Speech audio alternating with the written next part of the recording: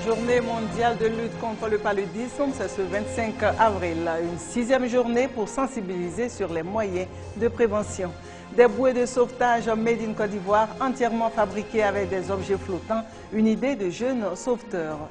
Et puis au Bangladesh, l'effondrement d'un immeuble qui a fait 200 morts relance la crise politique. Mesdames et messieurs, bonsoir. C'est ce 25 avril, c'est la journée mondiale de lutte contre le paludisme, une 6e journée placée sous le thème « Investir dans l'avenir pour vaincre le paludisme », une maladie qui touche près de la moitié de la population mondiale, soit plus de 3 milliards de personnes. Mais aujourd'hui, la maladie est en baisse, d'1 million de décès il y a quelques années. On est passé en 2010 à 655 000 morts. Malgré tout, des efforts restent encore à faire, surtout au niveau des enfants, les grandes victimes et aussi le coût des médicaments. Le constat de Michel Mambou. Trècheville, marché à baie. Un marché réputé pour la vente de plantes médicinales.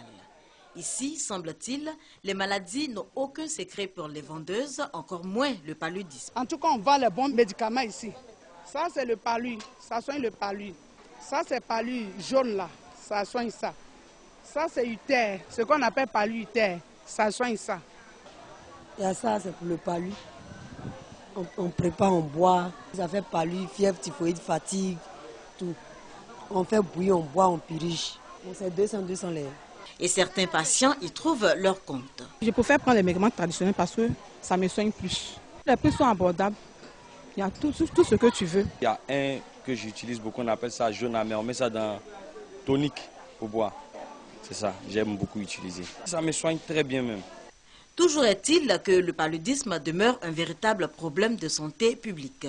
En Côte d'Ivoire, environ 50% des motifs de consultation sont liés à ce fléau qui représente également l'une des principales causes d'absentéisme à l'école. C'est l'un des cas pour lesquels les malades même viennent se faire traiter ici.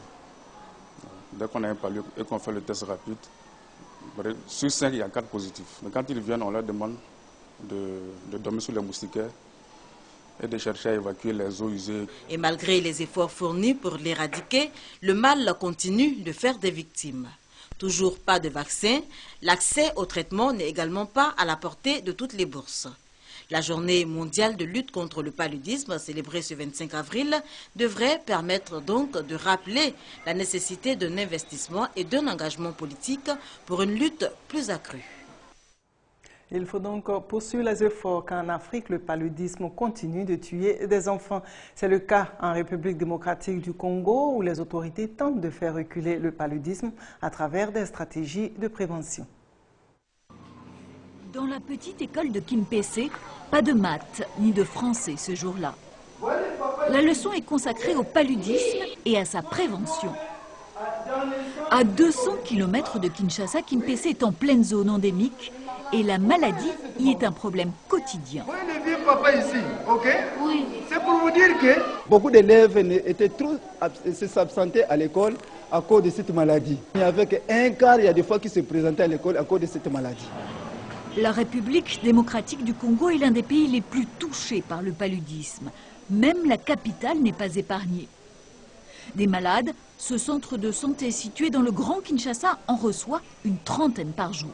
D'abord, nous sommes dans une zone endémique où il y a la moustique anophèle femelle qui nous pique en permanence. La deuxième cause aussi, c'est essentiellement l'insalubrité du milieu.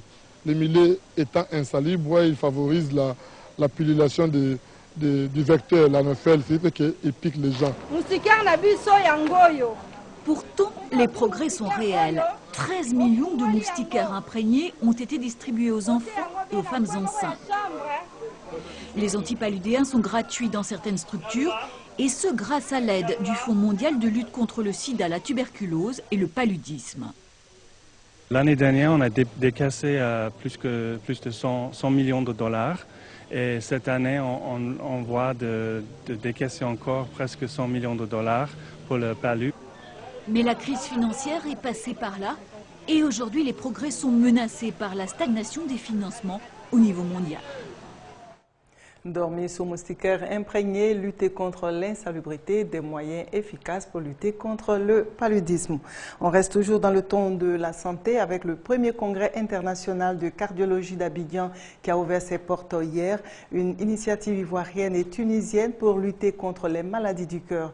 C'est donc l'occasion pour ces médecins d'échanger sur les nouvelles méthodes d'exploration cardio-vasculaire. Les détails avec Laetitia Manglé. Maux de tête, troubles de la parole, insuffisance respiratoire, quelques signes avant-coureurs d'une attaque cardiovasculaire. Des symptômes de mal mortel, bien souvent ignorés des Ivoiriens. Je n'ai pas une idée des maladies du cœur. Bon, moi, je me dis que non, c'est en fumant la cigarette qu'on peut avoir ces genres de maladies. Est-ce que vous connaissez les maladies liées au cœur? Bon, pas trop. Les maladies liées au cœur, 17 300 000 personnes en meurent chaque année dans le monde, selon l'Organisation mondiale de la santé. Des chiffres qui interpellent les cardiologues ivoiriens et tunisiens. Une rencontre pour faire l'état des lieux de l'évolution des pratiques cardiologiques en Afrique se tient à Abidjan. Dans chaque pays d'Afrique noire, qu'est-ce qu'on peut faire en matière de cardiologie?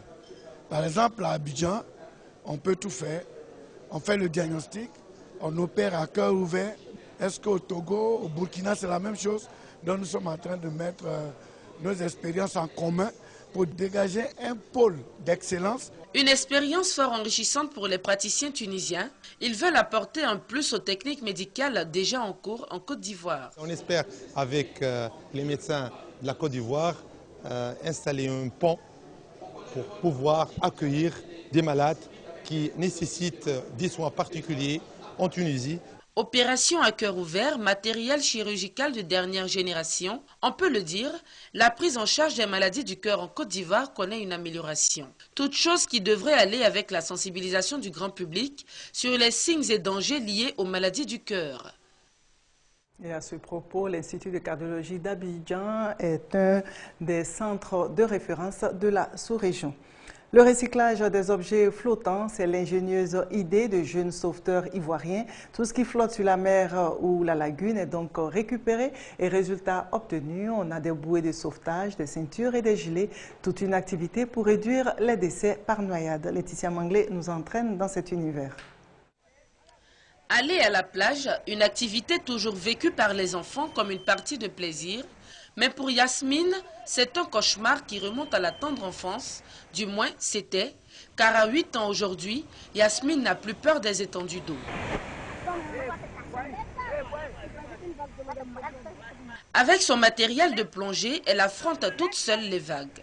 Matériel constitué de bouées, ceintures, gilets et planches de natation, fait essentiellement de polystyrène et autres déchets flottant sur la mer.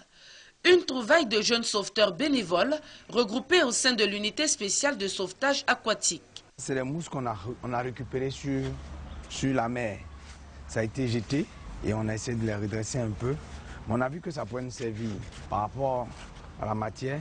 Donc là, on découpe cette mousse-là et nous les habillons avec une autre matière, un tissu qui résiste aussi à l'eau.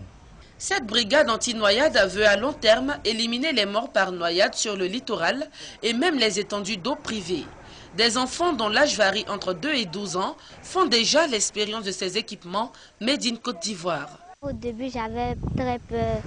Mais lorsque j'ai commencé à porter les gilets, il n'a pas eu peur. On dit qu'il porte les gilets, il peut bien nager. Sans le gilet, il peut couler. Donc, c'est avec le gilet qu'il arrive à faire les mouvements.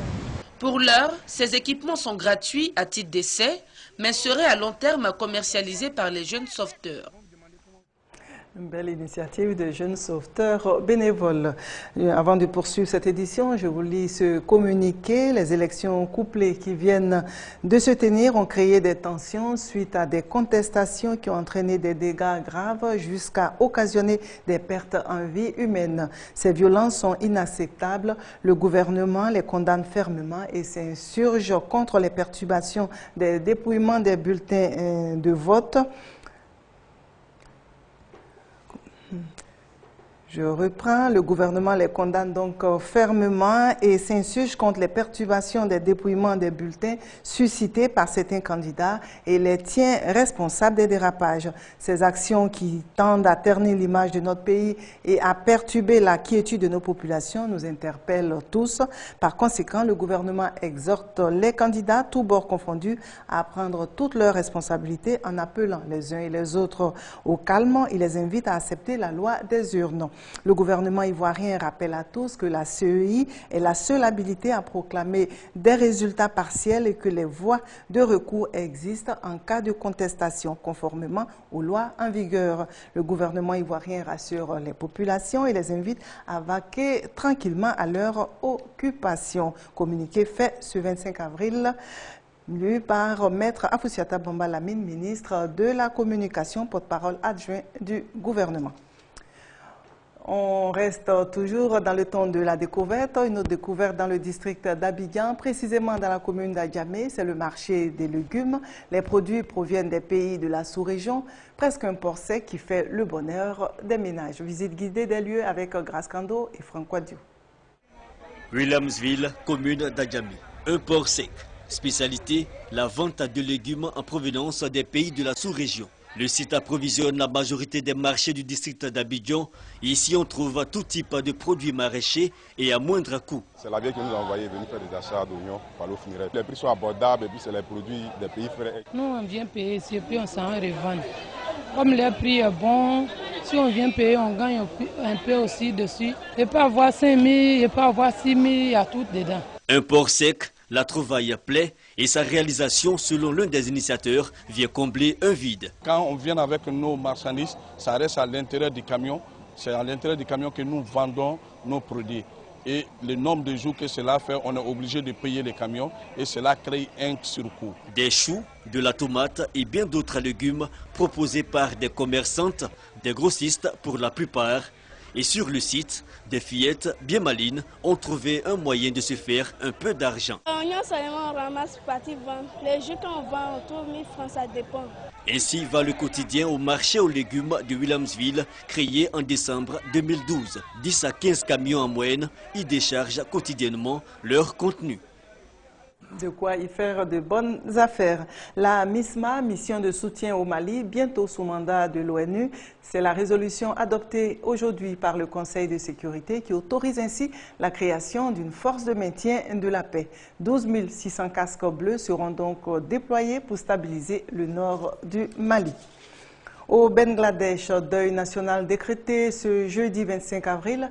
Les drapeaux sont mis en berne sur les édifices publics pour marquer la compassion du gouvernement suite à l'effondrement d'un immeuble qui a fait plus de 200 morts.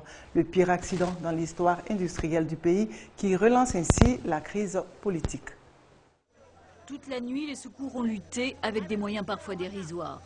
Mais plus les heures passent et plus les chances s'amenuisent de retrouver des survivants parmi l'effroyable fatras de béton et d'acier. L'immeuble de 8 étages, situé dans la banlieue de Dakar, s'est effondré comme un château de cartes. Il abritait plusieurs ateliers de confection. On était à l'intérieur quand l'immeuble s'est effondré. Il était environ 9 h du matin. Et on est resté là coincé pendant 13 heures. Rongées par l'angoisse, les familles attendent un signe, des nouvelles de leurs proches qui travaillaient là. Le bilan ne cesse de s'alourdir. Les autorités parlent de 200 morts au moins. Combien de personnes sont encore prises au piège, personne ne le sait. Plus de 2500 ouvriers travaillaient dans ces ateliers surpeuplés. Et la colère enfle, car l'immeuble appartenait à un responsable local du parti au pouvoir au Bangladesh. Il avait été construit sans respecter les normes de sécurité. Quelques heures avant le drame, les ouvriers s'étaient d'ailleurs inquiétés de fissures sur les murs. Le matin, on ne voulait pas aller dans l'atelier. Mais les autorités nous ont forcés à monter en nous disant qu'il n'y avait aucun problème avec le bâtiment. Mais tout de suite après, j'étais assise à ma table et l'immeuble s'est effondré. Ce drame relance la polémique sur les conditions de travail dans le secteur textile au Bangladesh, un pays où se fournissent de nombreuses marques occidentales à bas prix. L'avenir politique de l'Italie sur les épaules d'un homme de 46 ans, Enrico Letta, est le nouveau Premier ministre. Il est aussi le numéro 2 du Parti démocrate. Il a pour mission première de consulter les différents partis politiques pour tenter de former un gouvernement. Ensuite, il devra s'attaquer aux problèmes de l'emploi et la révision de la loi électorale. Compte tenu de l'heure tardive du journal, nous ne serons pas en mesure de vous proposer votre rubrique préférée, l'interview de la rédaction. Toutes nos excuses. Sur ce, je vous souhaite une bonne soirée sur RTI 2 et retenez que le journal sur RTI 2, c'est à 12h30, 19h30 et rediffusion à 22h30. Bonne soirée.